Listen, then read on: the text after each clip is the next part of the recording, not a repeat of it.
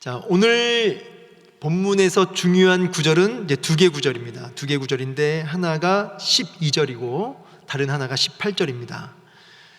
여러분, 하나님을 기쁘시게 하려면 반드시 뭐가 있어야 되죠? 하나님을 기쁘시게 하려면 뭐가 없으면 하나님을 기쁘시게 할 수 없습니까? 네? 믿음. 네, 그렇죠. 믿음이 없이는 하나님을 기쁘시게 할 수 없는데, 오늘 이 첫 번째 순모임에서 우리가 놓치지 말아야 할 믿음 두 가지가 있다는 거예요. 그 믿음 두 가지가, 하나는 12절에 나오는 경외하는 믿음이고, 두 번째 믿음은 뭐냐면 18절에 나오는 준행하는 믿음이에요. 이 두 가지가 오늘 본문에서 놓치지 말아야 할 두 핵심 포인트가 되겠습니다. 경외하는 믿음, 준행하는 믿음. 그러면 경외하는 믿음이 뭐냐, 그리고 준행하는 믿음은 무엇냐, 이거를 같이 좀 풀어서 설명을 나누고 나눔을 하고 적용하면 되는 것이죠. 이 두 가지가 핵심이다. 먼저 오늘 본문에서의 배경은, 이제 여러분 배경을 이제 교재 보시면 나오니까 쭉 읽어보시면 되겠는데, 아브라함 언약이 크게 네 부분이 나오는 거죠. 아브라함과 언약을 맺으시는데 4번 나온다. 그래서 그 4번이 12장, 15장, 17장, 마지막이 오늘 본문 22장인 거예요. 네 번째 그 언약이죠. 근데 오늘 교재하고는 조금 관계는 없지만, 오늘 본문하고는 조금 이제 거리가 있지만 뭐냐면, 여러분 그 6절에 보면은 6절에 그 나무를 지고 올라가는 이삭의 모습이 보이죠. 6절에 보니까 이삭이 아버지랑 같이 모리아 땅 그 산으로 올라가는데, 지명하신 산으로 올라가는데, 그 나무들을 지고 올라가는 이삭의 모습, 여러분 이 모습이 그대로 누구 모습입니까? 그렇죠. 예수 그리스도께서 당신이 지고 갈, 거기서 죽어야 할 그 나무 십자가를 메고 올라가시는 예수 그리스도의 모습을 그대로 보여주고 있다, 이 말이에요. 이 부분은 같이 좀 그려보고 좀 묵상해 볼 필요가 있다. 그리고 그 9절에 보면은 그 결박하고 막 잡아서 이삭을 딱 올려놓는데, 여러분 그 노인네를, 그 아버지를, 그 젊은 청년 이삭이 얼마든지 밀쳐낼 수 있는 힘이 있죠.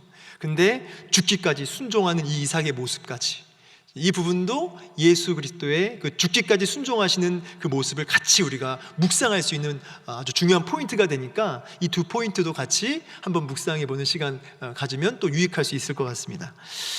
자, 그러면 이제 다시 본문으로 돌아와서 12절과 18절이 참 중요한데, 우리 1번부터 보겠습니다. 1번 우리 한번 다 같이 읽어보겠습니다. 1번 질문, 하나님이, 시작. 하나님이 아브라함에게 보고 싶었던 것은 믿음입니다. 아브라함이 보인 믿음은 무엇입니까? 자, 그래서 아브라함이 보인 믿음은 무슨 믿음이다? 경외하는 믿음이다. 자, 그러면 경외하는 믿음이 뭐냐라고 했을 때, 여러분 경외하는 믿음이란 무엇인가? 뭘까요? 그게 이제 2번에 나와요. 여러분 2번에 보시면 바로 이게 1번과 2번이 거의 맞물려 있으니까 바로 2번 질문 보겠습니다. 시작. 본문에 근거하여 하나님을 경외한다는 말의 의미는 무엇이라고 생각합니까? 자, 경외하는 믿음 뭘까요? 네, 이제 막 답을 읽어가시고 그러는데, 경외하는 믿음이라는 것, 원래 경외라는 단어는 두려워한다, 그렇죠? 우리 상식적으로. 근데 그게 공포감의 두려움이 아니라 하나님을 지극히 사랑하면서 동시에 그런 두려워하는 마음이죠. 그냥 공포감이 아니라. 근데 이 단어를 원어적인 의미를 가지고 좀 더 분석해 들어가 보면 그것이 뭐냐면, 마음이 갈라지지 않고 마음이 다른 곳으로 흩어지지 않고 하나님께 집중되어져 있는 마음이라는 거예요. 그 경외의 그 의미가 참 너무 이렇게 마음에 딱 왔죠. 마음이 갈려지지 않고 온 마음이 하나님께 집중된. 저는 그래서 일전에 우리 담임 목사님께서 그 설교했던 메시지 중에 몇 년도인지 모르겠지만 참 잊혀지지 않은 그 문구가, 하나님을 향한 관심과 그 다음 스텝이 집중, 그리고 몰입까지 가야 된다. 관심, 집중, 몰입. 예. 그러니까 우리는 무엇에 관심이 있고 무엇에 집중하고 있으면 무엇에 몰입하며 살아가는가. 사실 여기 경외하는 믿음이라고 했을 때는 정확히 이 부분하고 연결되는 것 같습니다. 뭐냐면 하나님께 관심된 마음, 넘어서 집중된 마음, 넘어서 몰입되어진 마음, 이게 이제 경외하는 믿음의 모습이라고 할 수 있겠습니다. 그래서 이제 나눔을 하실 때 나는 어디에 마음이 빼앗겨 있는가? 어디에 마음이 빼앗겨 있는가? 무엇에 관심을 두고 있고 무엇에 집중되어 있고 나는 요즘 무엇에 몰입되어 빠져 살고 있는가? 이 부분을 한번 나눠보세요. 정말 그리스도인가? 말씀인가? 우리 주님인가? 아니면 무엇을 먹고 마시고 입을까? 이 땅의 염려와 이 땅의 어떤 사람들, 분노, 뭐 이런 것들, 내가 마음이 무엇에 빼앗겨 있는가? 경외하는 믿음을 내가 지금 갖고 있는가? 아니면은 그렇지 못한가? 한번 점검해 보면서 나눔을 해보셔도 좋겠습니다.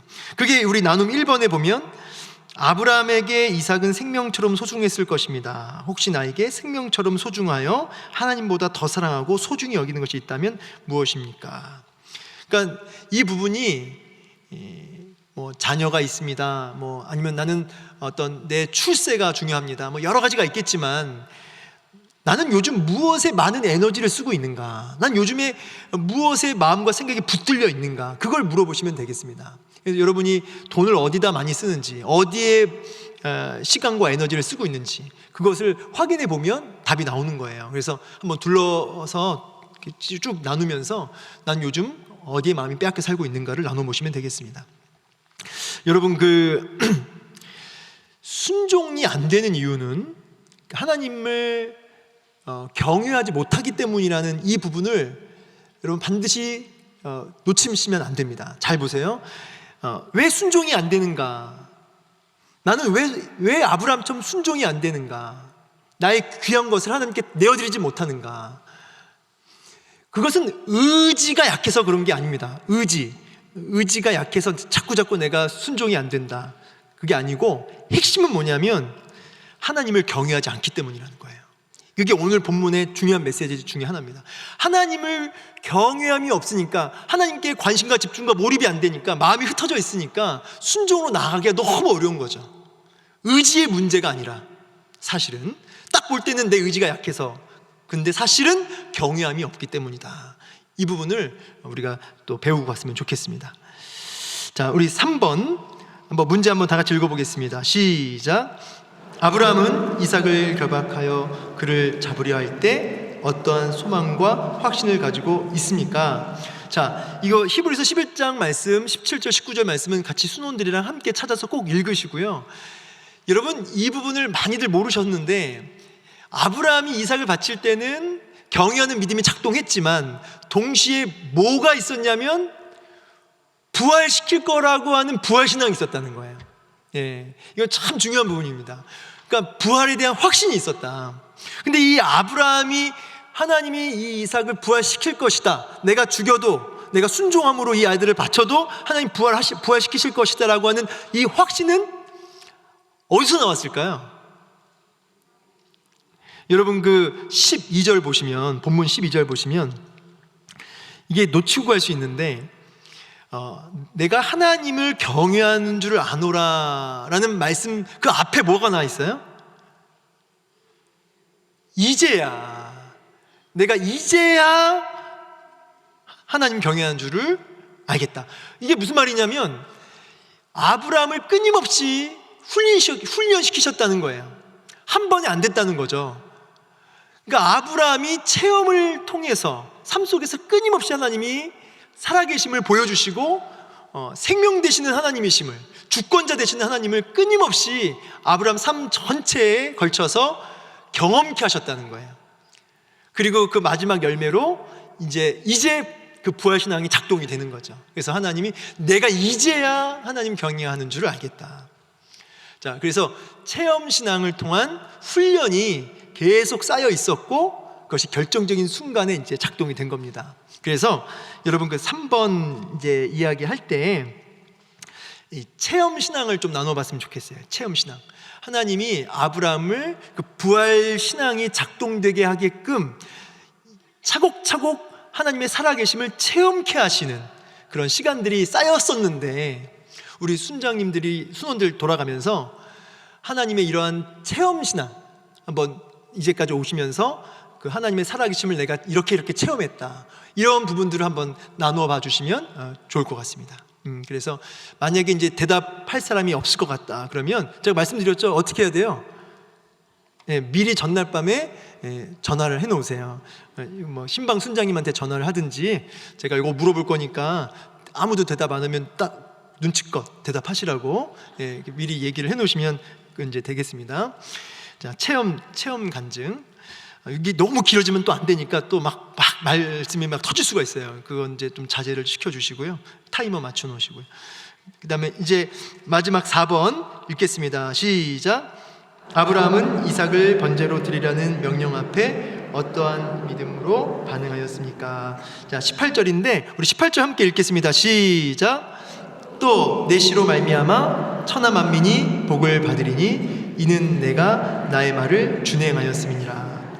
자, 이 준행하는 믿음인데, 자, 준행하는 믿음에 준행한다의 의미가 뭐죠? 준행한다. 이게 딱 단어만 떼어놓고 보면은 실천한다는 뜻인데, 순종한다는 뜻인데, 그 말에 그 분석을 해 들어갔을 때 그 원어적인 의미는 뭐냐면 잘 경청한다는 거죠. 그러니까 이게 3단계입니다. 3단계. 잘 듣고, 그 다음 두 번째 담고, 듣고 담고 행하는 거예요. 이게 준행으로 나아갈 때는 표면적으로는 실천한 거지만 그 뿌리에는 뭐가 있냐면 잘 듣고, 그 다음 잘 담고, 그 다음 행동으로 나간 거예요. 그래서 준행하는 믿음은 그 뿌리가 뭐냐면 잘 듣는 겁니다. 그래서 하나님 말씀 앞에 우리는 얼마나 영적으로 민감하게 캐치해내는가, 하나님의 음성에 민감한가, 이거를 여러분 같이 고민하셔야 됩니다. 나는 사람 말에는 굉장히 민첩하고 빠르고 거기에서 예민하게 반응하는데 하나님 말씀에는 너무나 둔감해서 하나님께서 끊임없이 말씀하시는데, 순간순간 말씀하시는데 전혀 캐치를 못하고 있는, 혹시 그런 상태는 아닌가? 그럼 뭐가 안 되는 거예요? 준행하는 믿음이 안 되는 거예요. 그러니까 저 같은 경우도 보면 사람의 말들은 빨리빨리 캐치하려고 애를 쓰고, 뭐 장로님이 한마디 하시면 그 말의 의미를 이해하려고 막 귀를 두고 막 몸도 막 가까이 세우고 막 듣고 하는데, 막 권사님이 한마디 하셔도 막 그 알아들으려고, 저는 알아들으려고 할 때 몸이 막 앞으로 가거든요. 이렇게 몸이 하고 막 이렇게. 근데 하나님은 끊임없이 저에게 하루 종일 말씀하시는데 거기에는 그냥 잠자고 있는, 너무나 둔감해 있는, 하도 안 들으니까 막 때리시는 거예요. 나중에 정신 차리라고 막 사인을 막 세게 주시는 거예요. 아무리 사인을 줘도 못 알아들으니까 막 세게 주시는 거예요. 그럼 그제서야 하나님 그렇게 말씀하셨군요.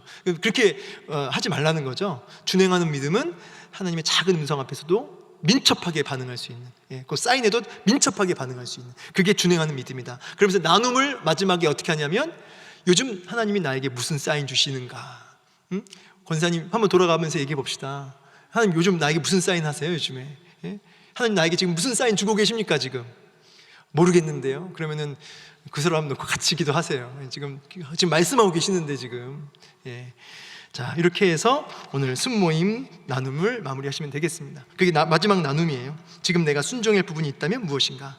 그게 그 뜻이에요. 지금 나에게 무슨 사인 주시지? 요거 나눔은 되시겠습니다.